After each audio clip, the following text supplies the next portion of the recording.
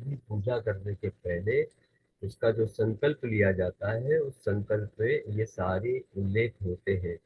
ये छोटा अक्षर है, लेकिन मैं अपने समूह में इसको पीडीएफ भेज दूंगा, जिसमें हमें कोई भी धार्मिक विधि आरंभ करनी हो तो भगवान विष्णु का स्मरण करके अपने स्वयं का नाम, अपने माता पिता का नाम, अपने गोत्र का नाम उच्चारण करना होता है। और इसके साथ हमारा क्षेत्र जो है, उस क्षेत्र का भी उल्लेख उसमें करना होता है। भरतखंडे को जो याद होगा, तो वो भी उल्लेख करना होता है। और उसके साथ हमें सृष्टि निर्माण से आज तक का जो भी समय हुआ है, उसका भी हमें इसमें उल्लेख करना होता है। और आज का महीना, तिथि, पक्ष, वार, नक्षत्र, योग, करण, ये सारी स्थितियां उच्चार करके फिर हमें ये संकल्प लेना होता है। तो ये अधिक विस्तार से जिन्हें रुचि है वो आगे पढ़ सकते हैं उसके विषय में। तो ये हमें यहाँ तक तो हमने देख लिया। अब ये संवत शब्द आया था। तो ये संवत शब्द कैसे आता है? संवत का अर्थ होता है एक वर्ष। तो ये पूरे विश्व में कई सारे संवत चलते हैं। संवत क्या होता है? तो कोई भी ऐतिहासिक ऐसी कोई घटना घटती है, या फिर किसी विशेष महापुरुष का जन्म होता है, वहां से काल गणना करते हैं। तो उसे उस नाम से संवत करके हम जानते हैं। जैसे हमने अभी देखा सृष्टि संवत, ये जो अभी काल गणना देखी वो पूरा का पूरा सृष्टि संवत था। यानी सृष्टि को कितने वर्ष हो चुके हैं वो अभी हमने देखा है। वैसे एक होता है, काफी सारे हैं, लेकिन एक है सृष्टि संवत। सृष्टि संवत भी वो हो गया। दूसरा जो होता है युधिष्ठिर संवत, यानी महाभारत का युद्ध समाप्ति के बाद युधिष्ठिर राजा ने, उनका जो राज्याभिषेक हुआ, उस दिन से कालगणना आरंभ की गई थी, उसे युधिष्ठिर संवत कहते हैं। उसके बाद जो होता है वो कलयुग।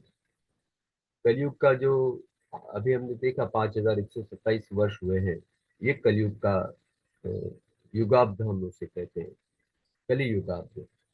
दूसरा होता है बुद्ध संवत, यानी भगवान बुद्ध का जो जन्म हुआ, उस उनके बौद्ध धर्म स्थापना के दिन से ये बुद्ध संवत चलता है, जिसे अभी 2584 वर्ष हुए हैं। उसके बाद होता है और एक महावीर संवत। अलग अलग संप्रदाय के लोग अपने अपने संवत के हिसाब से उनकी काल गणना करते रहते हैं। तो महावीर संवत को अभी हुए हैं 2536 वर्ष। उसके बाद है शंकर संवत, यानी आद्य शंकराचार्य जी का जन्म हुआ, उसके बाद जो गणना होती है उसे शंकर संवत कहा जाता है। उसके बाद है विक्रम संवत। अ, कलयुग में जो हो गए राजा विक्रमादित्य, उनके राज्याभिषेक के दिन के समय से यह विक्रम संवत माना जाता है। आज भारत में अधिकतर लोग विक्रम संवत को ही कैलेंडर में माने जाते हैं।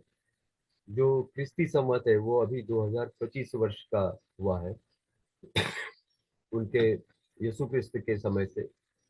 और एक है शक संवत,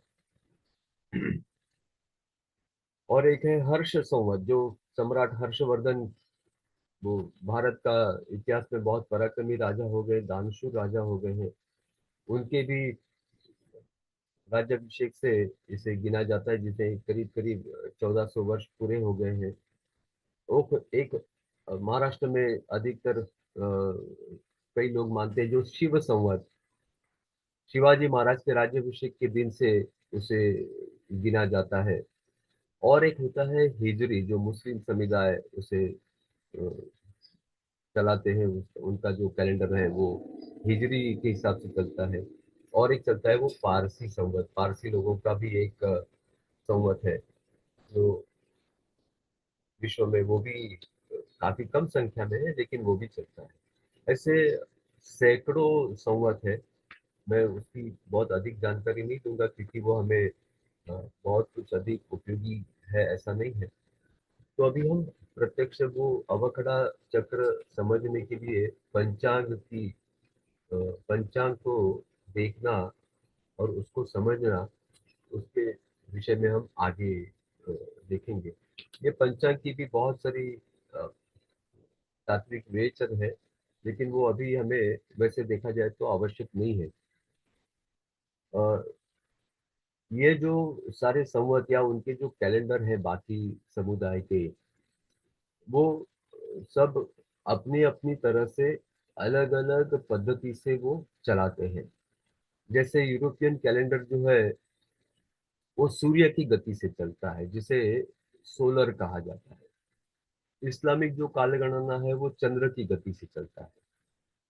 पारसी लोगों की जो काल गणना है वो नक्षत्र के गति से चलता है।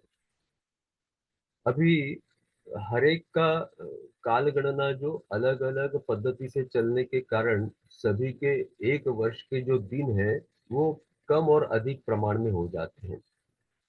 जैसे सूर्य का जो पूरे पृथ्वी को सूर्य का पूरा भ्रमण करने के लिए 365 दिन लगते हैं पूरे।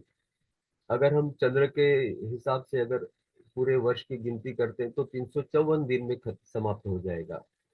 और पारसियों का अगर हिसाब करते हैं तो वो 327 दिनों में हो जाता है। 328 दिन लग जाते हैं उसको। तो ये तीनों में अलग अलग होता है। यानी अगर हम महीने का हिसाब करते हैं तो ये यूरोपियन कैलेंडर का महीना जो होता है ये काल गणना के हिसाब से 30.5 दिनों का महीना हो जाता है। मुस्लिम लोगों का अगर देखते हैं तो 29.5 दिनों का एक महीना हो जाता है। और पारसियों का देखते हैं तो 27.5 दिनों का एक महीना होता है। लेकिन विशेषता अपने पंचांग की है, भारतीय पंचांग की है, कि जिसमें तीनों का भी मेल करके उसको अ, जोड़ा है अपने पंचांग में। जिसमें अ, हम सूर्य की गति भी देखते हैं, चंद्र की भी गति देखते हैं और नक्षत्रों को भी उसमें जोड़ा है, जिससे तीनों का समन्वय अपने पंचांग में होता है। तो ये काफी साइंटिफिक ऐसा माना जाता है। यूरोप के कैलेंडर में तो आज तक बहुत बार बदलाव किए गए हैं। उसका अभी मैं इतिहास नहीं बताता हूँ, लेकिन बहुत बार ऐसा हुआ है कि आज 3 मार्च है, कल से हम 4 मार्च नहीं 14 मार्च गिनेंगे, बीच के 10 दिन 11 दिन गायब।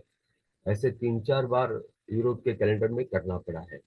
लेकिन अपने इतने अरबों वर्षों से अपना पंचांग चल रहा है, लेकिन आज तक हमें एक भी बार उसमें कोई अ, बदलाव करने की आवश्यकता नहीं पड़ी है। वास्तव में और भी जो आगे की काल गणनाएं हैं जो अभी हमें अधिक उपयोगी है, लेकिन समय के अभाव से मैं उसको स्क्रीन पर उसको टाइप नहीं कर पाया था। तो अभी जो काल गणना मैं बता रहा हूँ ये हमें पूरा ज्योतिष शास्त्र सीखने के लिए हमेशा उपयोग में आने वाले हैं। तो संभव हो तो इसे लिख लेना। तो ये जो पंचांग समझने के लिए जो काल गणना हमें चाहिए, समझनी चाहिए, वो है एक दिवस के बराबर 30 मुहूर्त। एक दिवस के बराबर 30 मुहूर्त और 30 मुहूर्त के बराबर 60 घटिका। 60 घटिका यानी कितने? तो 24 घंटे हो गए, यानी एक दिन। 2.5 घटिका 2.5 2.5 घटिका यानी अंदाज से 1 घंटा यानी 60 मिनट। इसका ही अर्थ होता है एक घटिका बराबर 24 मिनट। मैं फिर से एक बार दोहरा देता हूँ। 2.5 घटिका बराबर 1 घंटा, वही यानी 60 मिनट। और एक घटिका बराबर 24 मिनट। 2 घटिका बराबर एक मुहूर्त बनता है। और एक मुहूर्त यानी 48 मिनट का वो मुहूर्त